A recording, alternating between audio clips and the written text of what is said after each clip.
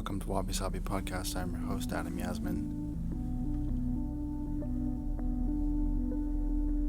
For those returning listeners, welcome back. And for any new listeners, welcome to the show. I hope you're staying safe and resilient during this pandemic.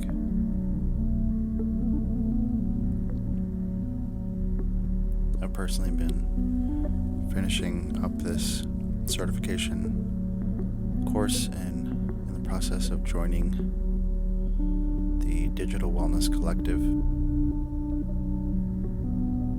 to be a certified practitioner and coach and speaker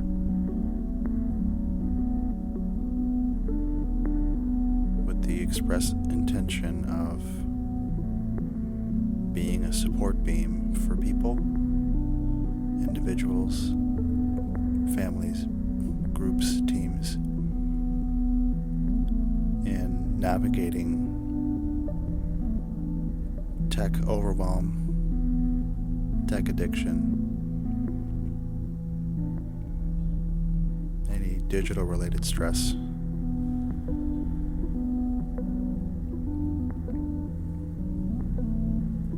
Process of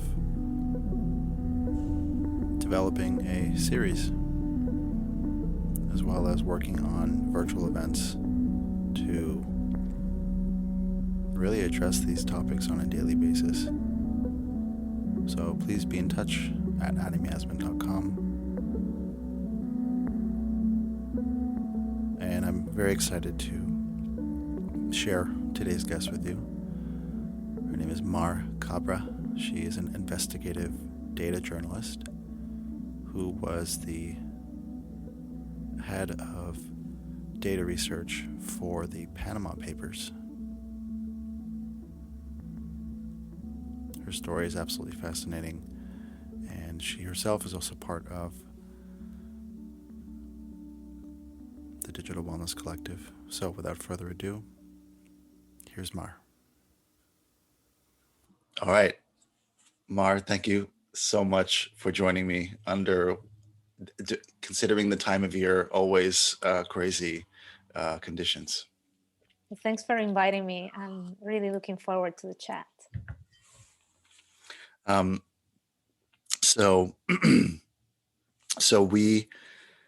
This is our first real conversation, but we met through the Digital Wellness Collective. And so I'm finishing up this certificate program, which I believe you also, you mentioned in your intro that you had completed as well in the past.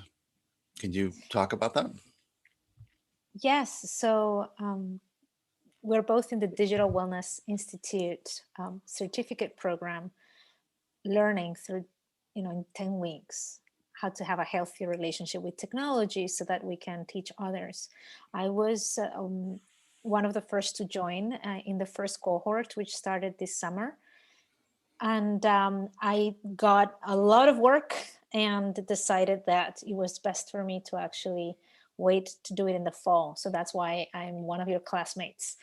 I think that before, in the past, I would have tried to do everything and not sleep and overwork myself.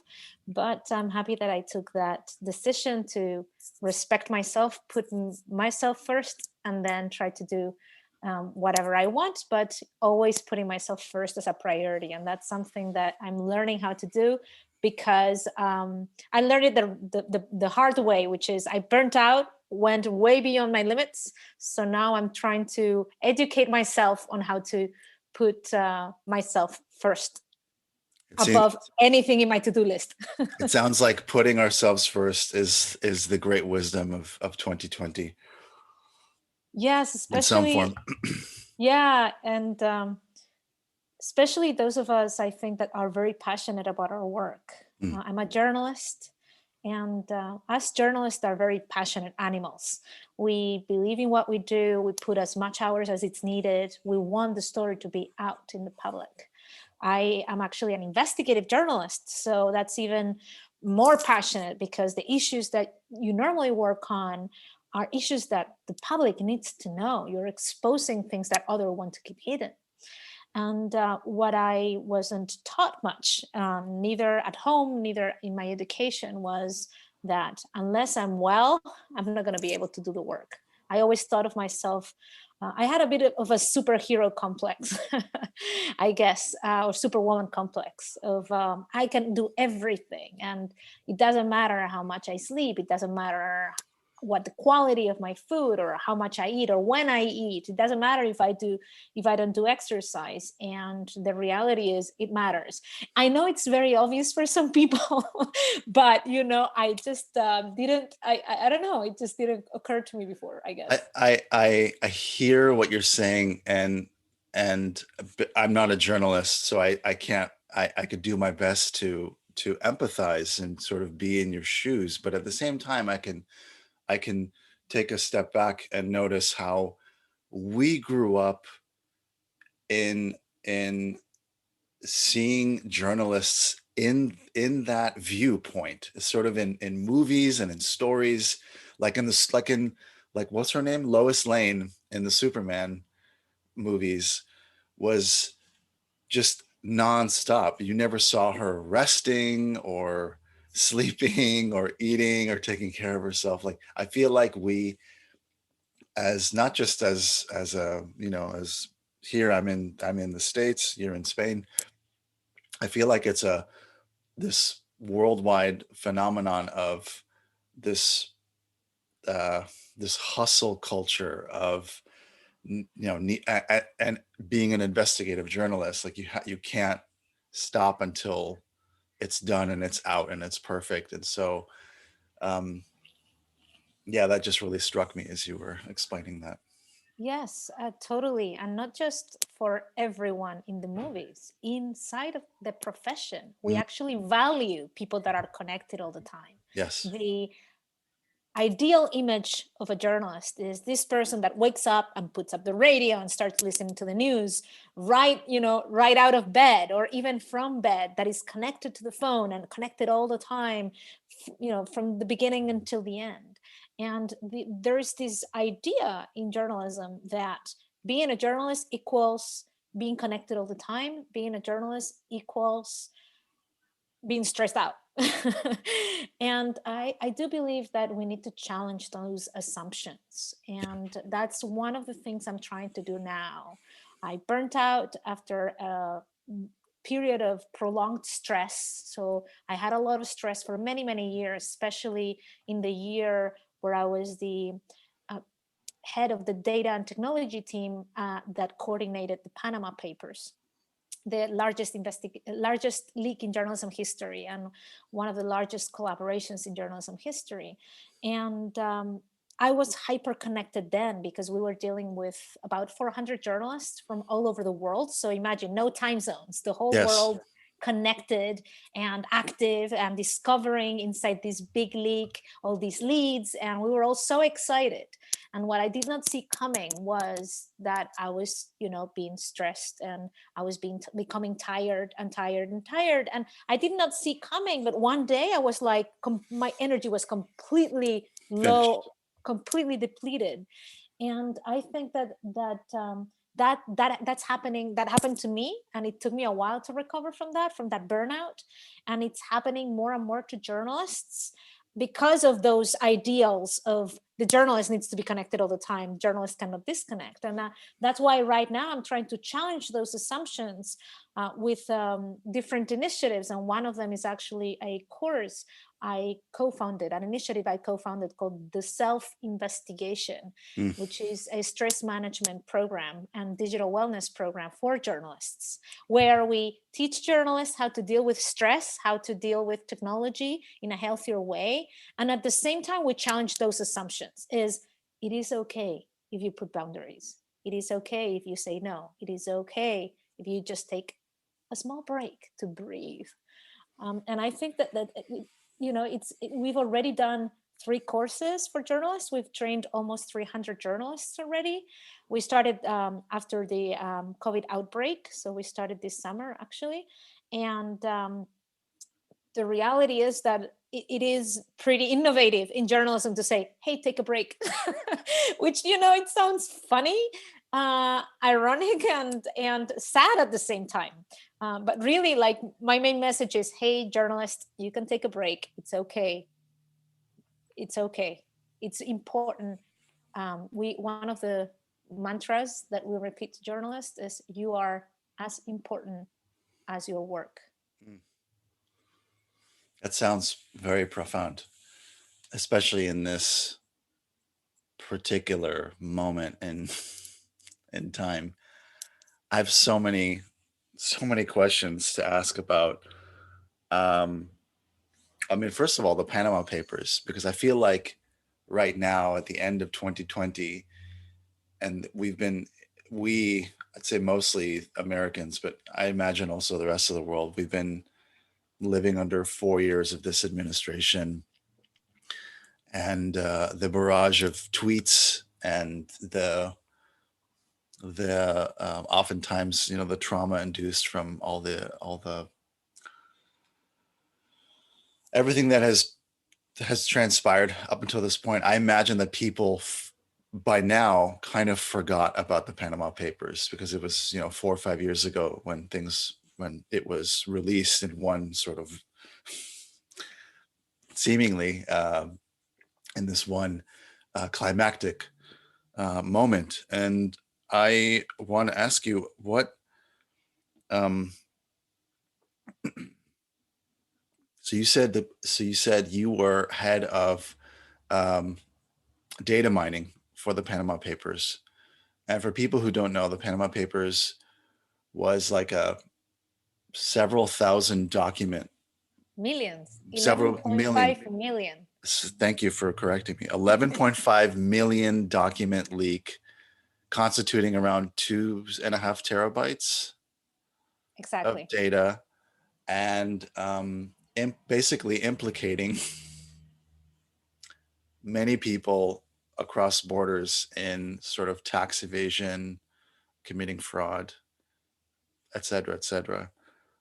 Not just people, but I imagine also government heads as well. What were the implications that you found, having been part of that? What were the implications of the release of that? For me, the Panama Papers is a historical project for many reasons. At a professional level, so from a journalistic perspective, it was one of the first times where the world saw the power of collaboration. We worked together, about 400 journalists, for a year in secret. We had done this model before at the organization I worked for, the International Consortium of Investigative Journalists. Actually, ICIJ had been doing this for almost 20 years at that point. However, with the Panama Papers, it was so global and so worldwide, more than 100 media organizations publishing at the same time, that everybody were like, wow, this is the power of collaboration. So one of the main things I remember about that project is what we can achieve if we work with each other.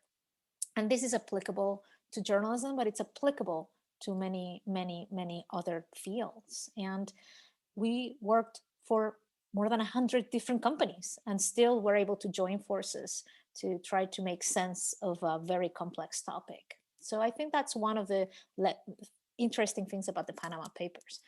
From a content perspective, we had access to the secrets of millions of people, and those secrets exposed how the rich and the powerful were hiding in tax havens, in some cases to just hide their fortunes from loved ones, in other cases to hide them from the tax authorities and not pay taxes. And that has a great implication in the inequality that we have in today's world.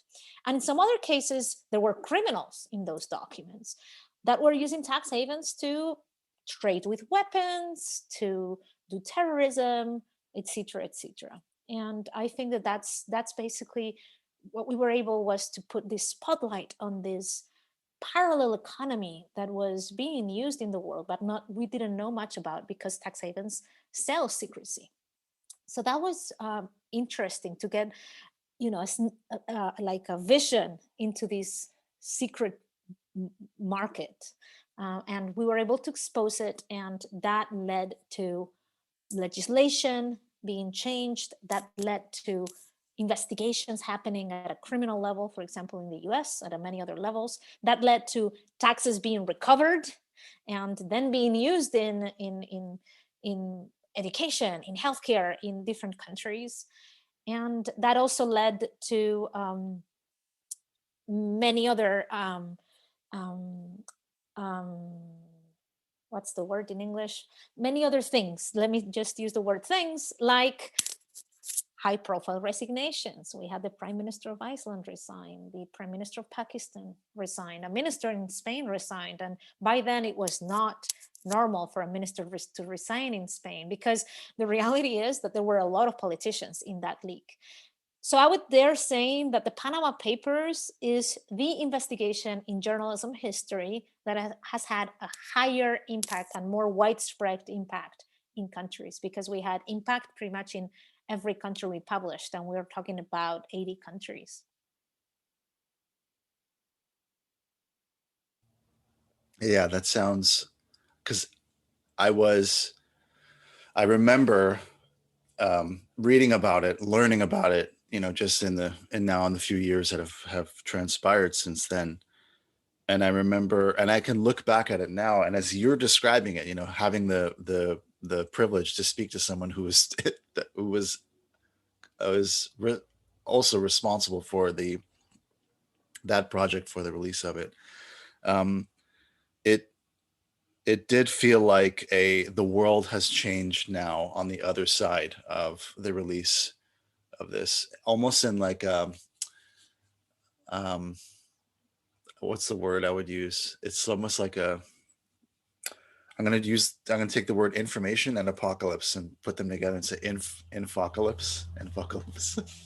I like that. In as destabilizing as that is for maybe the people who are implicated, but more importantly, that, as you mentioned, the sort of restorative aspects of uh, of the release of that. And I, what really struck me now as you were describing it is that you were describing this parallel economy. There was almost like a parallel universe where these people and these government officials were existing, and I wouldn't say collaborating together, but just sort of coexisting in this other world, this other economy, um, that creates such a huge disparity between where they are operating and where the rest of us are operating. And um, it's, it feels really, just to kind of rush quickly into the present moment, it feels like a really strange moment in time right now to be living and hearing and reading about the Jeff Bezos and the Elon Musks, these individuals who've amassed unbelievable fortunes in only in the midst of the pandemic, where you can't, I'd say for most of us, you can't help but to consider the fact that these individuals do live in this other universe, this other economy. Um, and I wonder how we can, I don't know, say just make peace with those facts, or you know there's, I don't know for sure. I feel like I'm just kind of ranting at this moment, but I feel like I'm hearing that there's some aspect of our government that wants to legislate, um, have more taxation for ultra wealthy people, and it seems like whatever isn't working in our government is always keeping that from happening. Um, so while you say that the Panama Papers is the most important thing in investigative journalism to date, it seems like it's also part of a continuum of revealing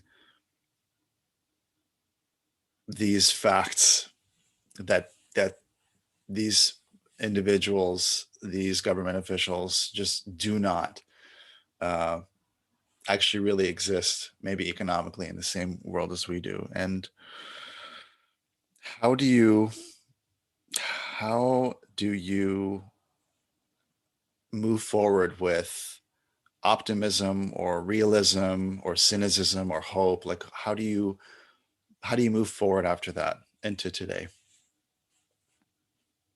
Sometimes it's difficult because the reality is we exposed a lot of things in the Panama Papers and in other investigations that we did on exposing how the tax haven economy worked, the offshore economy worked. And I think we helped make great progress to governments with legislation, progressive legislation, and we helped civil society push for some reforms.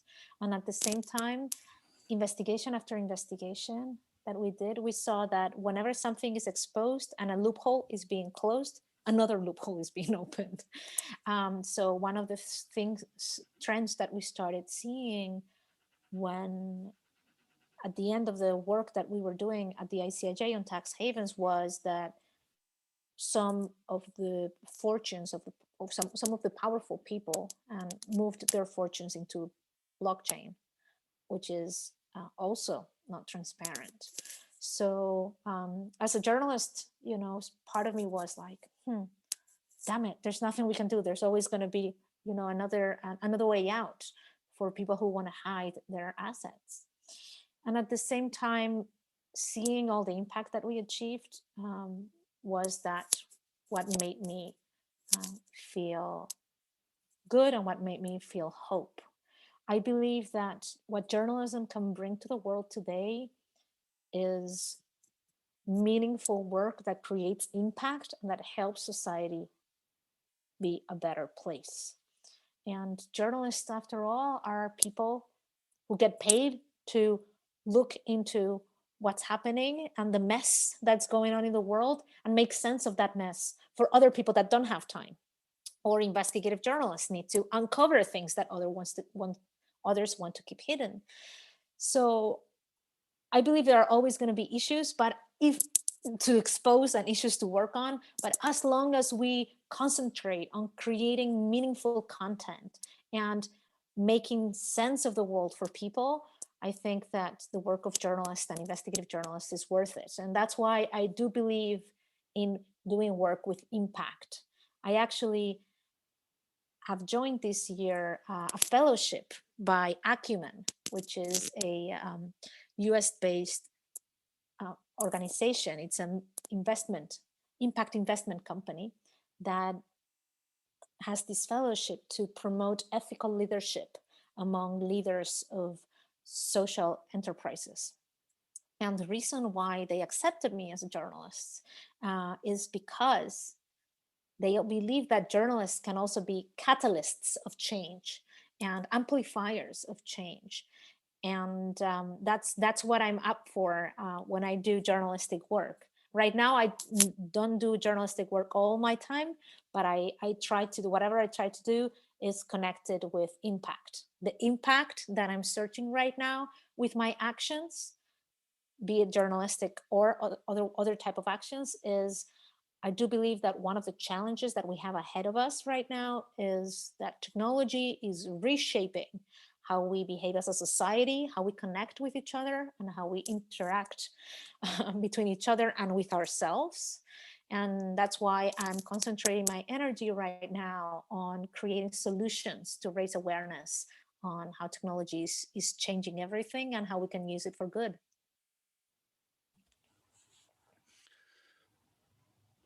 Yeah, that is very relevant given the situation that not just journalists but everybody seems to be dealing with right now. I imagine journalists are having a difficult time working because as you mentioned in the beginning of this conversation, there's already a, there was a pre-existing model of the exalted journalist being the one who immediately upon waking is looking for leads, pursuing, like reading the latest headlines, et cetera, et cetera. I think I read something recently that mentioned that for the most part, a lot of journalists, or excuse me, um, a lot of news comes from scrubbing Twitter, basically. Is that something that, am I misunderstanding that, or is that? I haven't read that specific Mm, statistic. What I can tell you is that the majority of people share news without reading the story, just by the headline. yes. That's one of the things that is concerning, because many times headlines are not accurate, or are written in a way to engage the audience. And there are some media organizations that don't have very good practices on that. It's called clickbait, which Hmm. is basically you do a headline that is super catchy, and regardless of whether that reflects or not what the article has. And I think that it is worrisome that we are sharing content without knowing what the contents. Basically, we're sharing articles without reading it, and that speaks about also about the shorter attention spans that we have. And it's very worrisome, especially in this environment of misinformation. We speak a lot about fake news. That's actually not the right term, because not everything is fake. What's more dangerous is what's half true. Half truths are always more dangerous than completely fake news. But the reality is misinformation is out there, is now being pushed at a massive scale by bots, by algorithms, by governments that want to influence other governments or elections. And people believe what's mostly on their social media, because my aunt shared it, so I trust my aunt. But what happens is my aunt doesn't read the story. So again, if my aunt shares an article and she doesn't read it, she just shared it by the headline, and she's outraged. And that's really worrisome. So I believe that we're at a time where helping society raise awareness on these topics and be more aware. So I think we're in the awareness era, if I may call it, where we need to help society be more aware of what's going on, how technology is influencing the way we consume news, the way we get informed, the way we behave. That's more important than ever, because we need to cultivate this critical mind. And we have a saying in journalism: if your mother says she loves you, check it out or double check. And I think that we should apply to everything, even if it's Yeah. your best friend who has a PhD that has shared something. Really put it in question. We are in an era where you cannot trust anything unless you've double checked it, or you really know the source of the information is reliable. And I think that it's key to be critical. And we are in this awareness era where we need to be aware of the digital society we live in and how it works. Very, very important. I'm completely agree. Speaking of awareness, I want to ask you about deepfakes. If you're familiar with deepfakes, and if you've done any um, investigative journalism on the topic, because it sounds like I've just recently become aware of the work of a journalist named Nina Schick, who I think is UK based, and I think her area of focus right now is on deepfakes, the rise of deepfakes, um, and through following her, I've just in the last month, or so, have come across really alarming um, points of focus where, there was a push by some aspect of our government that was trying to paint the son of the now president-elect in a negative light through content purported to be found on his laptop that was reported by a journalist named Martin Aspen, who apparently doesn't exist, is a deepfake himself.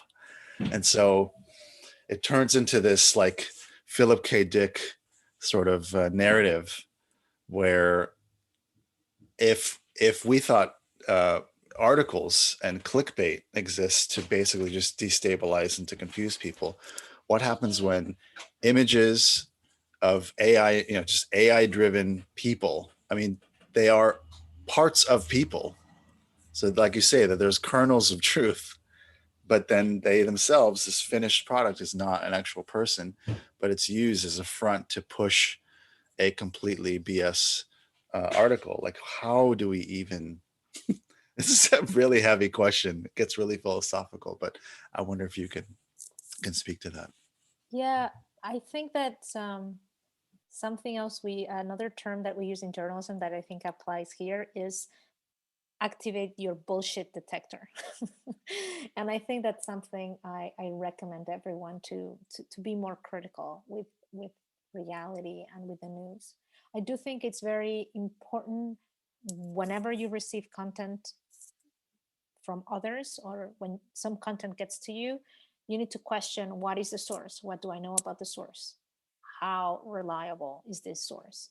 And as critical as I am sometimes of media organizations and how some media organizations lean more towards one side and some to the others, the reality is that media professionals are professionals or journalists are professionals whose work is to fact check reality, to do work to double check, to get multiple sources, to do all this curation of reality. And I think that it's important to honor that and to recognize that work. I also think it's important to get to know how misinformation and disinformation works.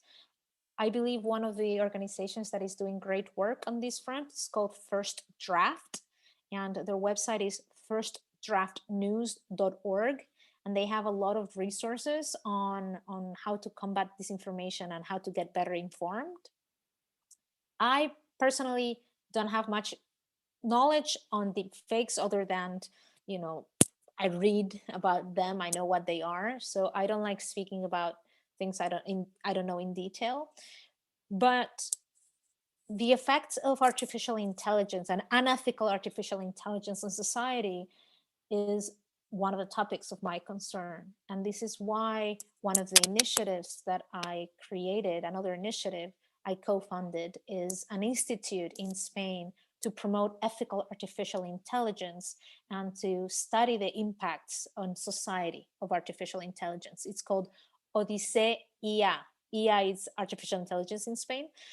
So basically, that's what we do there. Is we are community driven. We are a nonprofit association, and we are the hub to go to in Spain if you're concerned about ethical artificial intelligence. And we have different areas of work, and some of the conversations that we have are around how do algorithms create bias? How do algorithms create societies or unfair societies?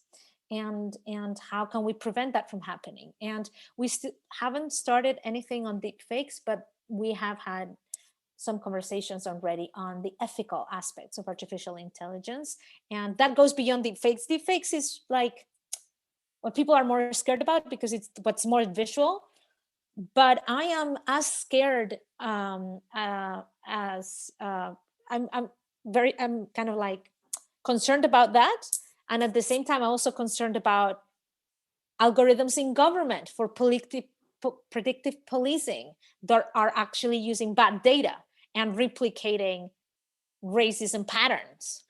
I'm concerned about face recognition that has racial bias.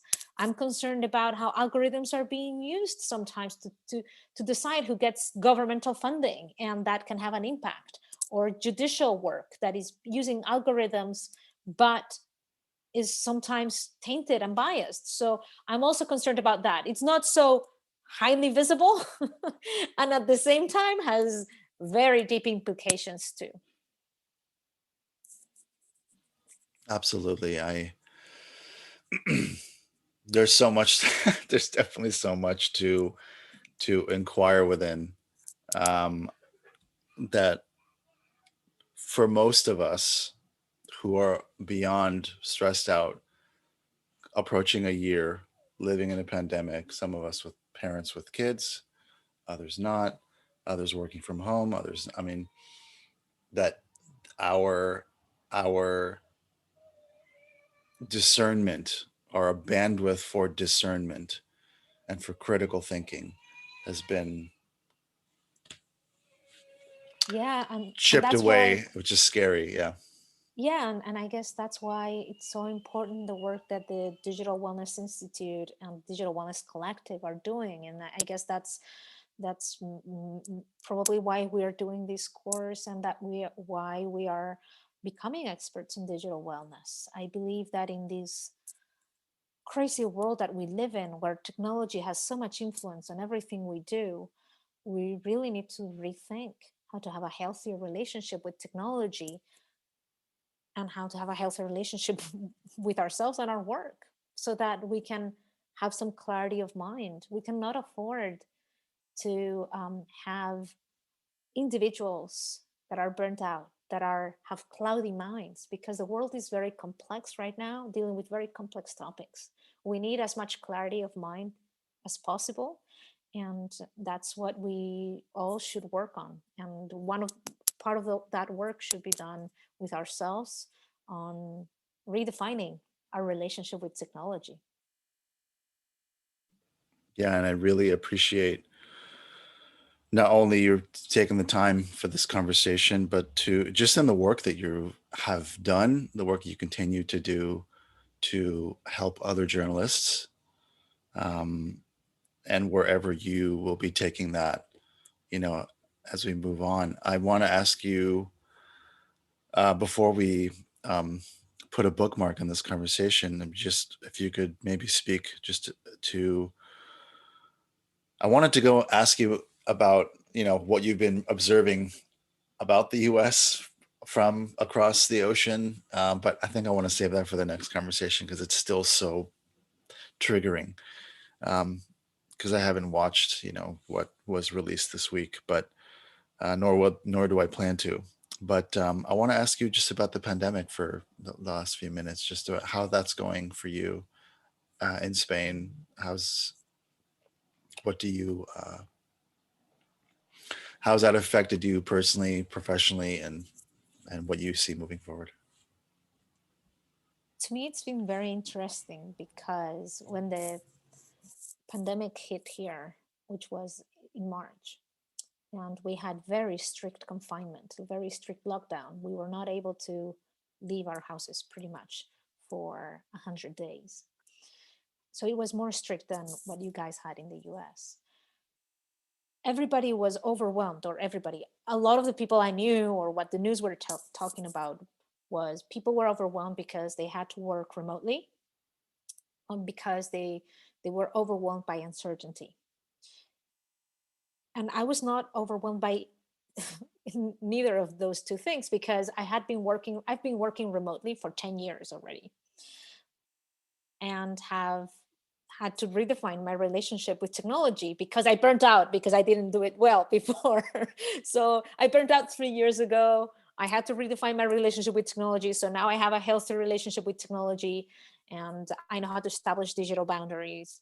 And therefore, that also helped me now, because I know how to deal with digital in a healthy way. And I was not overwhelmed by uncertainty, because the past 3 years of my life have been full of uncertainty. So in some ways, I felt like, I've been preparing for this. You know how you sometimes or at least it happens to me. Sometimes you wonder, why am I doing this, Lord? Like, why is this happening in my life? And then years later, things make sense. So now a lot of my past makes sense. Like Steve Jobs said, right? You cannot make sense moving forward. You can connect the dots looking backwards. And I feel like I've been preparing for this period of time for at least the past 10 years of my life. So I feel very comfortable in this environment where everything happens remotely, and where we need to be creative on how to create meaningful connections through technology, and where we need to work using technology for everything. I feel very comfortable with this time. And also I don't mind not going leaving because my apartment, because I'm like a little bit of a developer. Like I've worked many years with developers, and there was a meme going around at the beginning of the pandemic, at least here in Spain, is like when the government does lockdown and you realize that you've lived in confinement all your life. So that's how I felt. It's like, my life is not changing much. Anyway, all this to say that I feel lucky that I've been preparing for a similar situation than this for a long time. I'm very lucky and grateful that most of the people around me are healthy, and that has created a great stability in my life. And I think we live in very hard times that require creativity. There's this concept in Acumen Manifesto. There's a concept called moral imagination, which I'm paraphrasing here, but it's the concept of accepting reality as it is, and imagining how it could be. And I think that it is a time to have moral imagination, borrowing from Acumen's words, to accept the parenthesis shitty parenthesis reality that we live in, and try to make the most of it and be creative. And I believe the situation is hard, and I am very sad for all the people that have lost their lives. And at the same time, I believe that we have a great opportunity as a society to create a better society out of this. So my hope is that we really make use of this opportunity. I'm not sure if next opportunity we're going to have a second opportunity, and if we do, it's going to probably be way worse. So we should make the most of this one. Well said. I really appreciate the groundedness and the levity with which you are sharing, regarding your experience living in this pandemic, and the resilience that you've grown, and you've learned how to adapt accordingly. I too have had many years of uncertainty, and so in the in the in this reality, it's that sort of relationship with uncertainty that I feel like I want to move forward in this realm of digital wellness to assist people in the appropriate ways. Um, Thank you so much for this time, for this conversation. I really look forward to continuing it. Um, Thank you for the work you do. And yeah, I look forward to having another opportunity to speak with you. Whenever you want. We're just a Zoom call away. Great. Thank you, Mar. Thank you. Have a nice evening. Bye. Gracias. Gracias, gracias.